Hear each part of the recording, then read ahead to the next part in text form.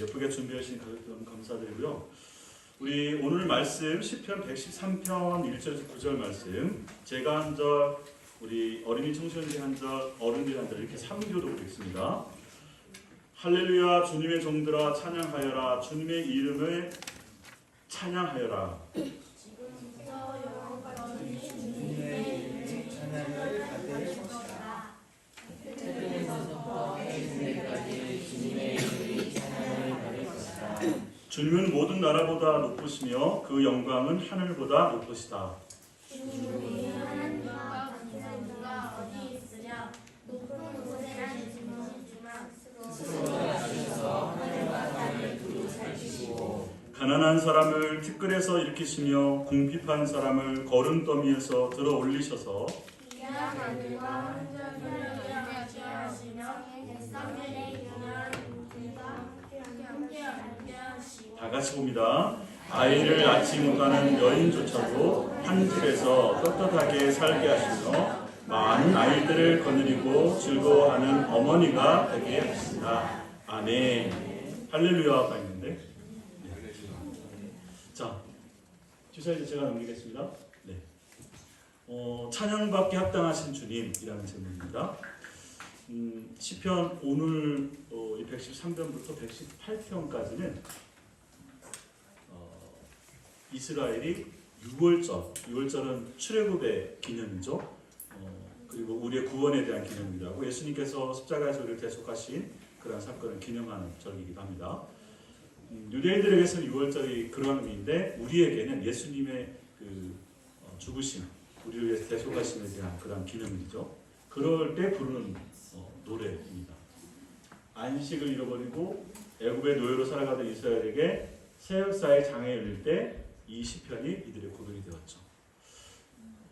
굉장히 힘들고 어렵고 애굽의 지배를 받고 있었던 상태, 로마의 지배를 받고 있었던 상태, 스스로 자신들을 구원할 수 없고 고통과 또 속박과 또 이런 핍박과 이런 많은 고통 가운데 있을 때 이 찬양, 이 고백이 그러한 모든 어려움들을 이겨내고 참아내고 끝까지 하나님의 나라를 소망할 수 있는 그러한 믿음을 주는 찬양, 이게 바로 오늘 우리가 읽은 이 찬양입니다. 지금 우리가 들어야 될, 지금 우리가 읽어야 될 그런 찬양이기도 합니다. 자, 여기 할렐루야라고 하는 말이 있습니다. 여러분, 수미 쌍관법이란 말이 있습니다. 여기 한번 보이시죠? 네. 무슨 뜻일 것 같습니까? 우리 중고등학교 때 이 수미 쌍관법이라고 하는 것을 배웁니다. 이거 수학 능력 시험에 나옵니다. 네? 우리 아들 민준? 처음 들어보나? 네. 그럼 이번에 수능을 치른? 안 나왔어 이번 시험에? 네. 좋아요. 그럼 우리 그래도 이준환 씨는 혹시 머리와 예, 꼬리 예, 둘은 예, 서로 관계되어 있다. 예, 좋습니다. 한문을 그대로 풀으셨어요. 잘하셨습니다. 이게 뭐냐면 처음과 끝에, 이게 문학 기법이에요. 처음과 끝에 우리가 여러분들 소설이나 이런 책을 볼 때 글을 어떤 이게 뭐 칼럼이든지 에세이든지 마찬가지입니다. 처음과 끝을 일부러 같은 내용을 써요. 그래서 수 위에 머리와 끝이 서로 같은 내용을 쓰면서 결국 이 안에 있는 내용은 그 내용에 대한 뭐 이유든지 뭐 설명이든지 하는 것으로 가득 차 있다는 거예요. 이게 우리 성경에는 어마어마하게 많습니다. 이런 기법이.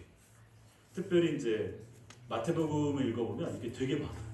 그 중에서 마태복음 4장 35절인가요? 9장 35절까지 이 두 군데는 똑같이 무슨 얘기가 나오냐면 예수님께서 하나님 나라를 그때서야 비로소 하나님 나라를 전파하는데 많은 사람들에게 하나님 나라를 가르치고 전파하고 병든 자를 치료하고 귀신을 내어주면서 이 하나님의 나라를 가르쳤다 이렇게 나와요. 전파했다 이렇게 나와요. 그게 앞뒤로 똑같이 나와 있으면서 4장에서부터 9장까지 제일 첫 번째 가르침, 팔복에 대해서 가르치고 그 다음에 전파, 전도하시는 내용이 나오고 그 다음에 뒤에 사람들을 치료하거나 귀신을 내어쫓는 그러한 얘기로 구성되어 있어요. 그래서 그 안에 앞뒤가 하나님 나라를 가르쳤고 전파했고 또 치유하면서 증거했다라고 하는 내용이 그 안에 가르쳐 있는 거죠. 오늘 이 시편에도 그런 의미 참 많아요. 근데 시편은 여러분들이 우리가 좀 전에 말씀 읽었듯이 첫 일성이 할렐루야입니다. 그리고 맨 마지막 9절 끝부분에도 뭐가 나와요? 할렐루야가 나오죠. 할렐루야는 무슨 뜻인지 아시죠? 다 같이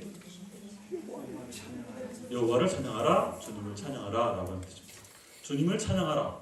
그게 수 위에 같이 있다라는 것은 이 안에 왜 그분을 찬양해야 되는지에 대한 이유 내지 설명 또 그 내용을 가르쳐 있겠죠. 자, 우리가 한번 살펴보겠습니다. 제일 첫 번째 1절에서부터 3절까지 내용은 찬양으로 초청하는 거예요. 우리가 찬양하자.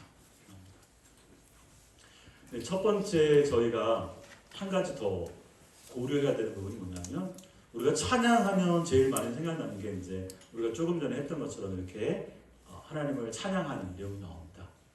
자, 그런데 찬양을 그렇게 노래를 부르는 것으로만 해석하면 너무 종교적이에요.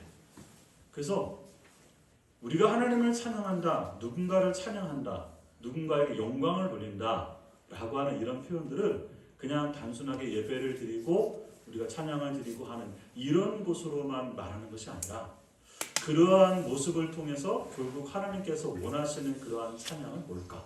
하나님께서 받으시는 영광은 뭘까? 하나님께서 원하시는 그러한 예배는 뭘까라는 것이 확장이 돼요. 찬양은 예배다. 찬양은 하나님께 영광을 돌리는 것이다.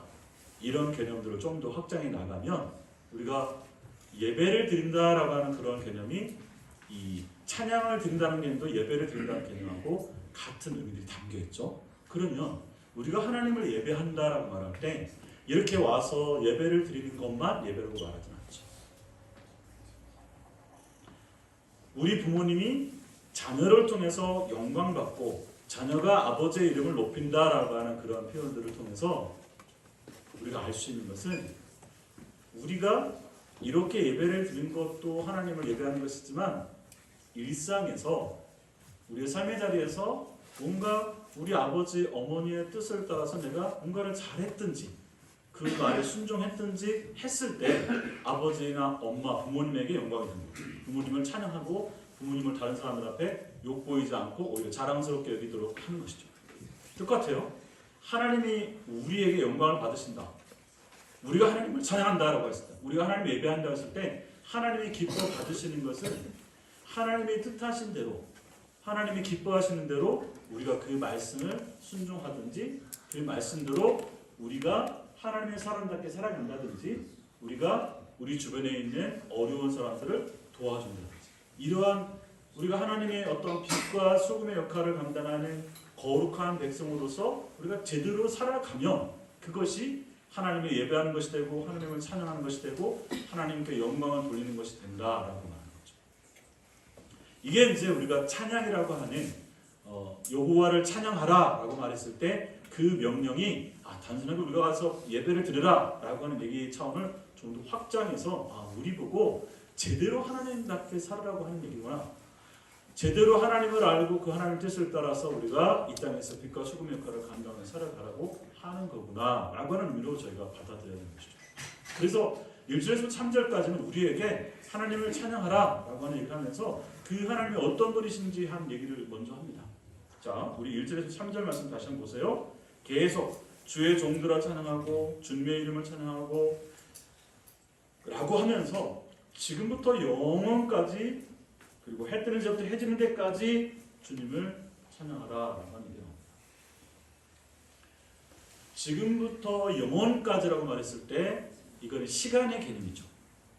시간의 개념이기도 하면서 제가 지난주에 영원이라고 하는 것은 오랜 시간을 되는 것을 말하는 게 아니고요. 시간을 초월하는 것을 말합니다. 그러면 지금부터 영원까지 우리가 하나님을 찬양한다. 우리 개인에게 있어서는 그 말은 우리가 죽을 때까지 찬양하라 라고 하는 말도 되고요. 또 한 가지는 어떤 상황에서도 내가 기쁠 때나 슬플 때나 좋을 때나 우울할 때나 상관없이 어떤 상황에서도 네가 하나님을 찬양하라라고 하는 그런 의미도 같이 이 시간의 초월에는 담겨 있는 거죠. 내가 누웠을 때인지 앉았을 때인지 그 뒤에 있는 표현은 해 뜨는 데서부터 해 지는 데까지라고 하는 얘기는 어디서든지 이 세상 어디에 있든지 골방에 있든지 혼자 있을 때든지 여러 사람이 있을 때든지 회사에 있든지 직장에 있든지 가정에 있든지 교회에 있을 때든지 다른 나라에 갔을 때든지 바다에 있을 때든지 하늘에 있을 때든지 언제 어디서든 어떤 상황에서든 우리가 하나님을 찬양하라라고 말합니다. 그 말을 좀 전에 우리가 찬양에 대해서 이해를 바꿨죠? 그 개념을 확장했죠? 그러면 우리는 어떤 순간 어느 곳에 있을지라도 어떤 상황에서라도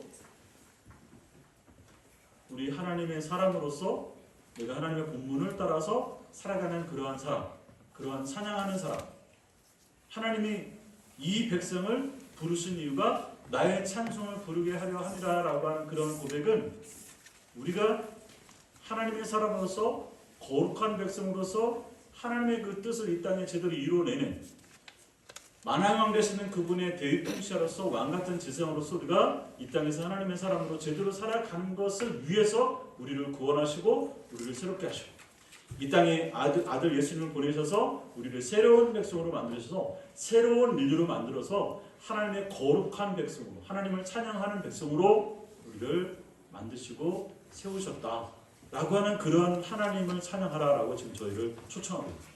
이게 첫 번째 우리가 찬양해야 되는 일이고요. 그 다음에 두 번째는 진짜 안 넘어갑니다. 이거 마우스를 오른쪽에 올려주세요. 네. 두 번째는 4절부터 6절 말씀 보세요.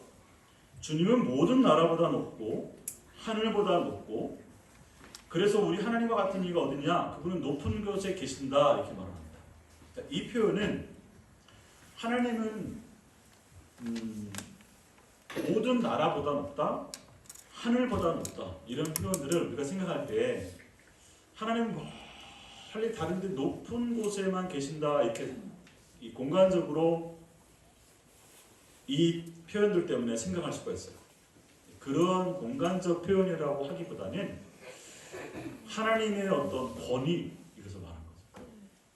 하나님은 이 세상에 아무리 높다 한들 아무리 많은 왕, 아무리 많은 통치자, 아무리 많은 권력, 아무리 힘이 많은 사람들이 수두룩하고 핵무기든 어떤 돈이든 이런 많은 것들을 가지고 스스로 힘이 있고 스스로 왕이고 스스로 통치자라고 생각하는 사람들이 있다 하더라도 그 사람들도 결국 하나님의 통치 아래 있다라고 하는 얘기입니다.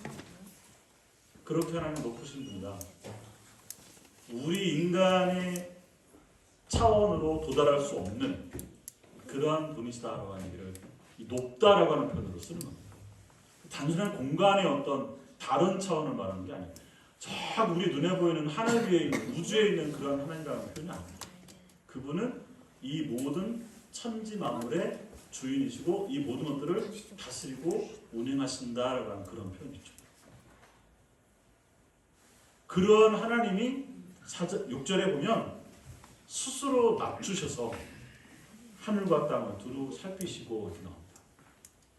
한 가지 더 짚어드리면 4절에 모든 나라라고 하는 말이 나옵니다. 이 나라라고 하는 말은 구약 성경에서 이건 통치자의 뜻입니다. 통치자. 하나님의 나라 할 때도 그 나라는 통치자 그 뜻입니다. 그래서 우리가 하나님 나라 하면 하나님이 왕이시다, 하나님은 통치자이시다, 하나님이 다스린다라는 그런 의미예요. 어떤 장소적 개념이 아니라 그런 모든 통치자들보다 높으시다라고 하는 그런 표현으로 말씀하시면서 그러한 하나님이 자기를 낮추셔서 하늘과 땅을 두루 살피시고 말합니다. 1차적으로는 모든 천지 만물을 지으신 창조주 하나님에 대한 얘기도 하고요. 그 모든 천지 만물의 운행과 경영과 유지와 존속과 보존과 이런 모든 것을 하나님께서 다 친히 하신다라고 하는 의미도 여기 하늘과 땅을 두루 살피시고라고 하는 그런 부분이 나옵니다. 그리고 그것을 좀 더 구체적으로 이제 우리에게 해당되는 표현이 이제 뒤에 부분에 나옵니다. 여기 4절에서부터 6절까지 나와 있는 부분은 하나님은 이 세상 그 무엇보다도 그 모든 것들을 그 무엇보다 높으시고 그 모든 것들을 다스리시는 분이시다라고 하는 분이 이 두 번째 여기 찬양해야 될 그런 얘기예요. 뒤에 부분 하나 넘겨주시죠. 예, 여기 7절에서부터 9절 말씀에 보면 여기는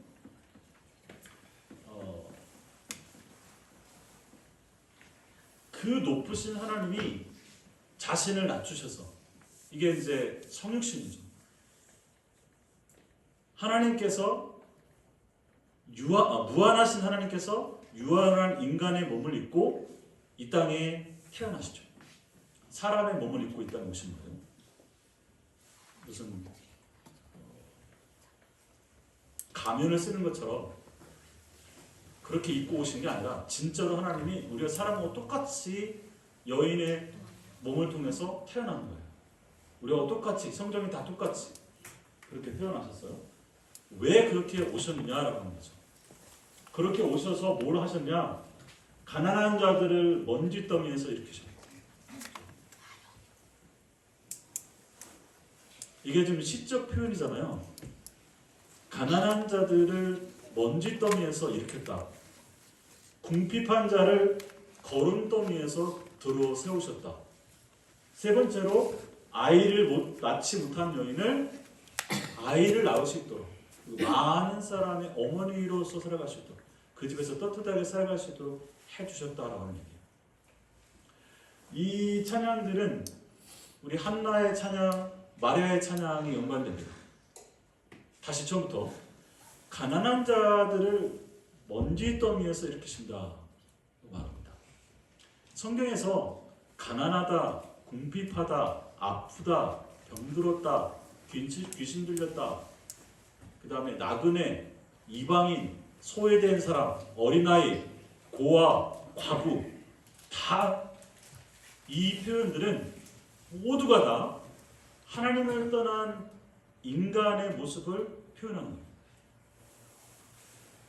부모를 잃은 고아와 같고 남편을 잃은 과부와 같고 그 다음에 갈 바를 알지 못하는 나그네와 같고 이 나라에 속하지 않은 이방인과 같고 그리고 하나님의 그 영생 생명을 잃어버렸기 때문에 살아있으나 죽은 자와 같고 하나님 아닌 그러한 다른 사탄과 귀신에 사로잡혀 있는 자와 같고 그리고 그의 몸이 정상적이지가 않아요.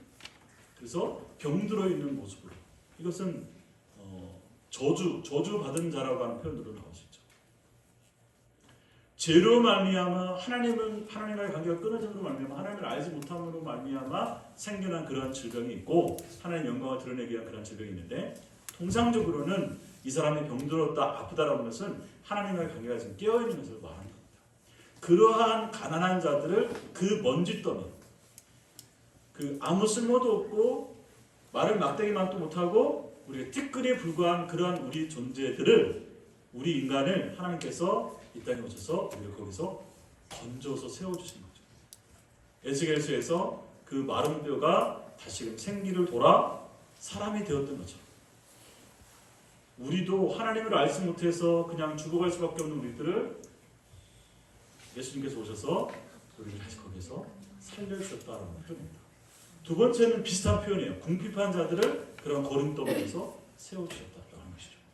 이게 우리가 우리 힘으로 스스로 이러한 모든 가난, 이러한 모든 궁핍, 이러한 모든 질병, 이러한 모든 속박에서 벗어날 수 없었는데 하나님께서 구원자인 예수님을 보내서 마치 모세를 보내서 이스라엘을 건져냈던 것처럼 예수님을 땅에 보내서 우리를 건져내시고 지금도 우리는 그분이 다시 오셔서 이 모든 것들을 정리해 주실 그러한 날들을 소망하며 살아가는 것이죠. 그 과정에서 이미 우리는 우리 하나님이 그리고 우리 예수님께서 우리 이 땅에 오셔서 우리를 어떻게 해주셨는지를 이미 경험하고 그것을 고백하고 그것을 믿음으로 고백하면서 하루하루를 우리가 하나님을 찬양하면서 우리를 이렇게 살려주신 제대로 된 사람으로 살려주신 그 뜻을 따라서 살아가고 있는 이게 우리의 삶이에요.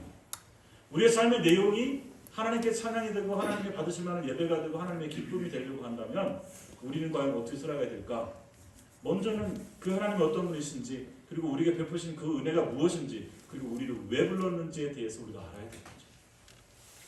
세상에 있는 사람들은 이것을 우리의 존재의 근원, 존재의 이유, 존재의 목적을 알아야 된다고 말합니다. 그건 세상 사람들의 관점이고, 우리가 어디로부터 왔어? 하나님께서 우리를 지으셨고, 우리가 어떻게 살게 되느냐? 예수 그리스도로 말하면 우리가 새로운 생명을 얻게 되고, 어떻게 살아야 되느냐? 그분을 찬양하면서 그분을 예배하면서 살아가야 된다. 그리고 우리의 종말에 대해서는 그분이 이미 약속하셨다. 이런 것들을 믿음으로 알고 이렇게 살아가는 거예요. 우리 각자에게 이 삶의 내용들은 똑같은 찬양, 똑같은 예배이지만 우리가 고백하고 우리가 찬양하고 우리가 살아가는 모습은 조금 전에 우리가 보셨잖아요. 각자 가족들이 다 다르죠. 그 모습 그대로 하나님의 영광이 되도록 살아가는 그런 모습들을 우리는 더 깊이 고민하고 생각하고 그러면서 하나님을 찬양해야겠죠. 마지막에 이 부분입니다. 아들을 낳지 못하는 여인을 한 집에서도 특별하게 살게 해주겠다. 성경에서는 이 구약 성경에서 쭉 이렇게 보면 불임 여성이 많이 나옵니다. 아이를 갖지 못하는 여인. 그런데 그 여인에게 엘리사든지 맞나요? 엘리사도 그런 일이 있었습니까? 누군가 와서 이 사람들에게 다시 아이를 낳을 수 있도록 해주는 거예요. 그러면 지금이야 불임을 치료하는 여러 가지 방법도 있고 의학이 있는데 고대 사회에서는 불임은 저주예요. 그래서 아이를 갖지 못한다라고 하는 것은 사회적 고립, 그 다음에 가정에서의 어떤 그 멸시 이런 모든 것을 다 안아야 되는, 그러니까 사람 취급을 받지 못하는 거예요. 여성으로서 가장 중요한 부분이 아이를 생산하는 건데 그 아이를 갖지 못한다라고 하는 그 여인은 이건 사람이 아닌 것으로 취급돼요. 고대 사회에서. 그러한 불임의 상태도 역시 하나님을 떠난 인간의 모습이라고 말하는 겁니다.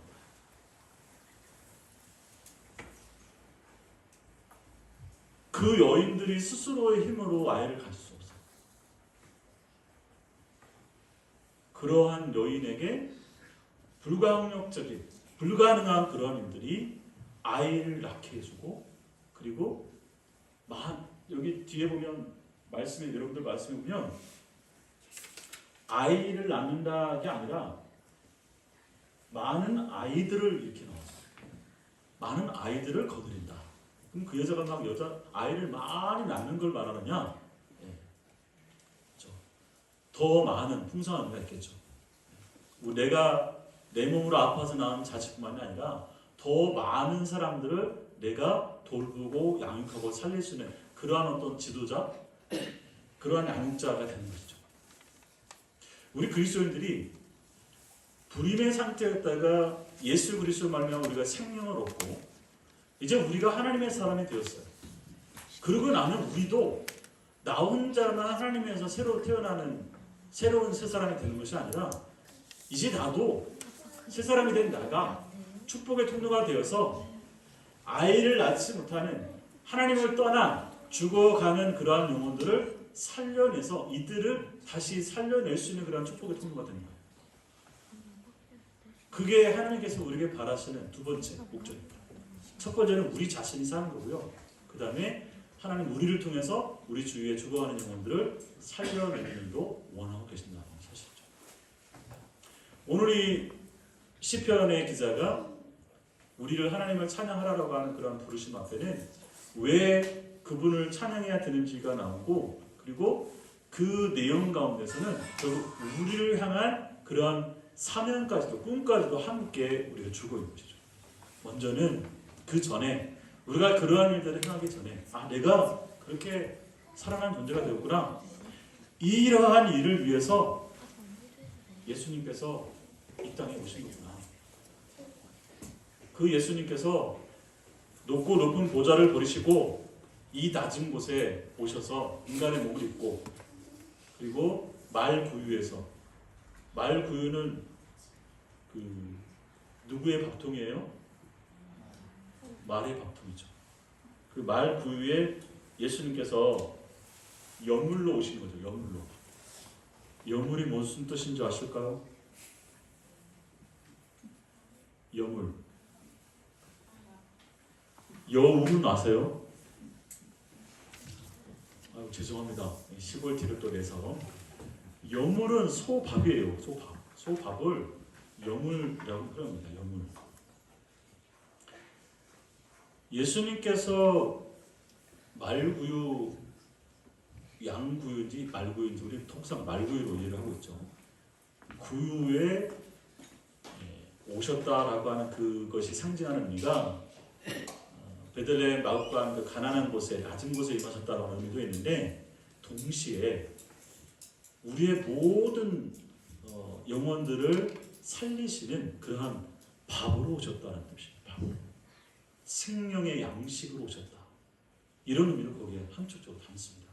이거는 그 당시 사람들이 이해한 게 아니라 우리가 성경에 있는 이야기를 쭉 살펴보니까 예수님께서 나는 너희를 살리는 생명의 양식이다. 나는 빵이다. 생명의 떡이다. 이렇게 말씀하셨잖아요. 그게 이 탄생 때부터 벌써 그런 그림이 같이 있는 거죠. 그래서 우리가 이런 그림들을 바라보면서 아, 예수님께서 그렇게 우리를 위해서 우리를 살리는 생명의 떡으로 오셨구나. 우리가 그 예수님을 먹어야만 그분의 살과 피를 통해서만 우리가 새롭게 될 수 있는 거구나. 새 사람이 될 수 있는 거구나. 우리가 살 수 있는 거구나 라고 하는 것이죠. 우리가 예수님의 살과 피를 뜯어 먹었어요? 그 표현은 문자적인 표현인데 그것이 상징하는 바는 그분이 우리에게 베풀으신 그런 은혜 그리고 우리에게 증거해 주신 그런 하나님의 뜻을 그 말씀들을 우리가 먹으면 그 예수님 자체로 말미암아 하나님이 우리를 새롭게 살리시고 스스로 있게 해주셨다. 바로 그러한 일들을 위해서 이 땅에 오신 그 예수님의 태어나신 날을 기념하는 게 크리스마스죠. 아마 여러분들이 이제 이것저것 뒤적이다 보면 성탄절이 오늘 아닌데 이런 글 많이 보셨을 거예요. 맞습니다. 언제인지 모릅니다. 12월 25일은 절묘한 날짜예요. 원래 이게 태양신을 숭배하는 날이에요. 근데 그날을 예수님의 생일로 팍 바꿔버립니다.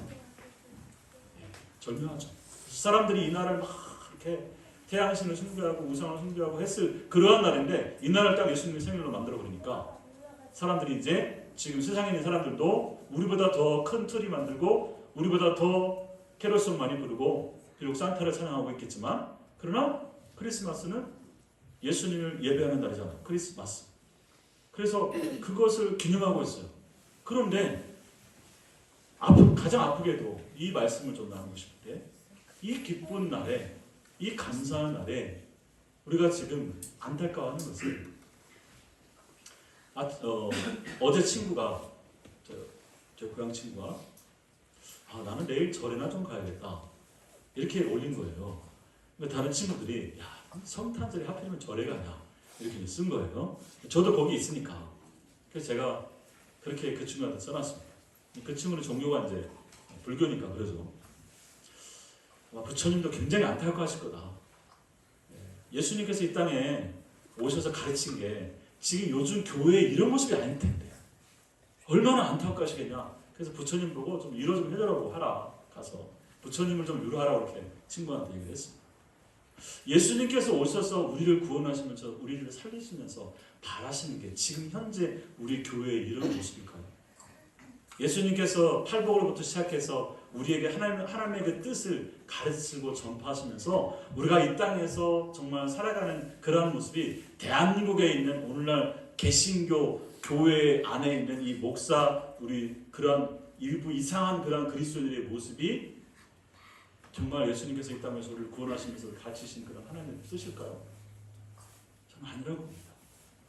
우리는 한참 젊을 때도 뭔가 잘못된 많은 것들이 우리 안에 너무나 깊이 뿌리 내려져 있고 그것이 아주 아무렇지도 않은 것처럼 당연한 것처럼 그것이 정말 하나님을 찬양하고 하나님을 예배하고 하나님의 영광이 되는 것처럼 그렇게 하고 있으면서 이 험난한 이 엄혹한 시기에 자기들끼리 예배당에 앉아서 희희당당 축하하고 메리메리 하고 있는 그런 상황 너무 저도 안타깝더라고요. 물론 우리 생일 파티하고 세상이 그렇게 돌아가도 우리가 아직 안전하면 우리는 괜찮아라고 생각하면서 할 수 있어요. 그러나 적어도 우리 가족들이 오늘 대표기도 하신 분도 감사한데 이 땅에 오신 예수님이 나심이 정말로 내게 무엇 때문에 기쁜 건가? 예수님의 생일을 12월 25일로 삼는 것이 단순하게 정말로 주님을 찬양하기 위함만 있는가? 아니면 다른 목적은 없는가? 그것을 어디서 우리가 볼 수 있냐면요, 세상에 있는 사람들이 왜 그 많은 교회도 안 다니면서 트리나 이런 걸 많은 것을 만듭니까? 왜 만든다고 생각해요? 정말로 예수님 오심을 축하하는 거예요? 아니면 다른 목적이 있는 거예요? 다른 목적이 있죠. 지자체에서 새마을 금고에서 트리를 왜 만들어요?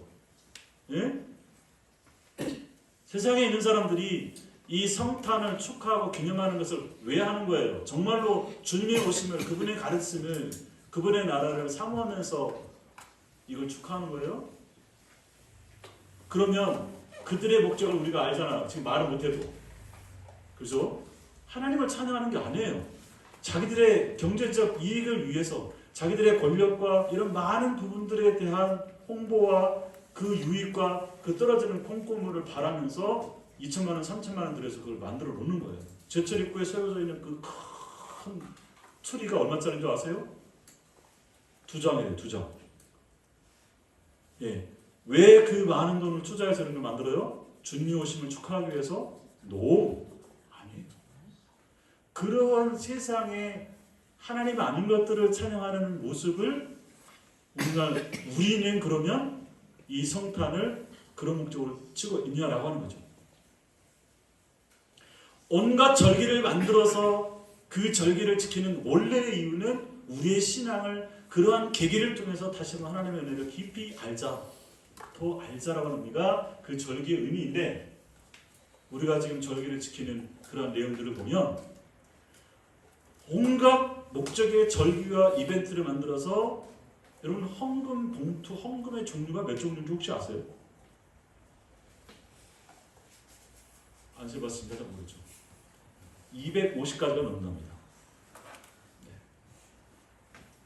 그 많은 것들을 만들어서 결국에는 이거를 더 많이 갈취하는, 그거는 헌물이 아니라 갈취예요. 그런 목적으로 우리가 이 성탄도 만약에 하고 있다면, 우리 안에 그런 목적이 있다면 우리도 그런 세상의 속물들과 다를 바 없는 거룩한 하나님의 백성으로서의 모습이 아니라 세상과 다를 바 없는 모습이다. 그러한 우리를 주님 보시면 과연 뭘 하실까? 사랑하는 가족 여러분 나무라려고 얘기하는 거 아닙니다. 다시금 우리가 이 성탄의 의미를 깊이 되새겨 보면서 우리가 정말 이러한 날에 주님이 오심이 무엇 때문인지, 그리고 그분이 오셔서 그토록 바라시는 그러한 삶을, 그러한 모습을 우리가 과연 제대로 지켜내고 누리고 있는지, 이런 것들을 점검하기 위합니다. 저는 우리 광양 사랑의 모든 가족들이 진실로 우리 주님을 찬양하는, 찬양받기에 합당하신 그분을 제대로 알고 그분이 그토록 바라시는 그러한 찬양의 삶들을 우리 모든 가족들이 즐거이 잘 살아갈 수 있기를 주의 이름으로 축원합니다.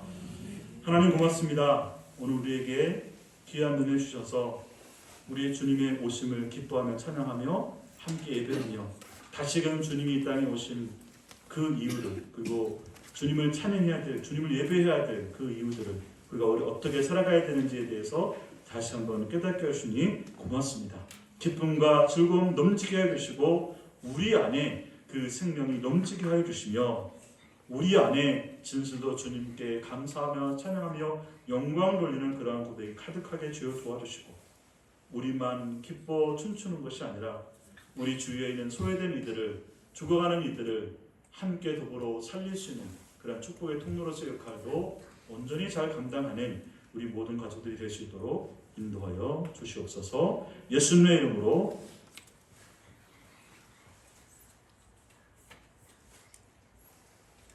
기도드립니다. 감사합니다. 우리 제가 봉헌기도 이따가 축도할 때 같이 하겠습니다. 이 시간에 선물 교환 시간.